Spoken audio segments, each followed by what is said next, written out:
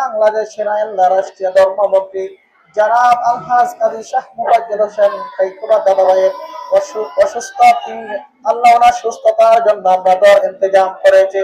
রব্বুল আলামিন আপনার বান্দা জনাব কাইকুবা দাদা সাহেবকে আল্লাহ আপনি পরিপূর্ণ সুস্থতা নিয়ামত দান করে দেন। রব্বুল আলামিন এই মুরাদনগর মাটির মানুষের নেতা আল্লাহ সকল ব্যক্তির কাছে গ্রহণযোগ্য যিনি জনাব কাইকুবা দাদাভাই, তিনি অনেকদিন ধরে অসুস্থ, আল্লাহ সিংহ বড় অসুস্থ। রব্বুল আলামিন চিকিৎসাধীন অবস্থায় আছে।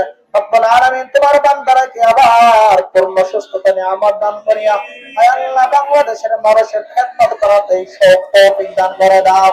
মুরাদনগর মানুষের মনে আশা তিনি যেন আবার সুস্থ হয়ে তাদের পাশে দাঁড়িয়ে তাদের খেদমত করতে পারে, আয় আল্লাহ তাদের সেবা দিতে পারে। আল্লাহ তোমার বান্দাকে পরিপূর্ণ সুস্থতা নিয়ামত দান করে দাও। আমাদের প্রিয় নেতা আলহাজ কাজী শাহ মুফাজ্জল হোসেন কাইকুবা সাহেব দীর্ঘ 40 বছর যাবৎ মুরাদনগরবাসীর খেদমত করে আসছেন।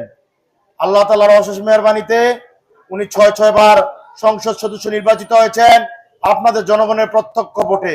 আপনারা জানেন 2011 আমরা সকলেই জানি যে আজকে আমরা যে প্রোগ্রাম নয়, এটা হলো দোয়া। দোয়া আমাদের প্রান্তীয় মুরাদনগরের মাটি ও মানুষের নেতা 6 বারের সংসদ সদস্য,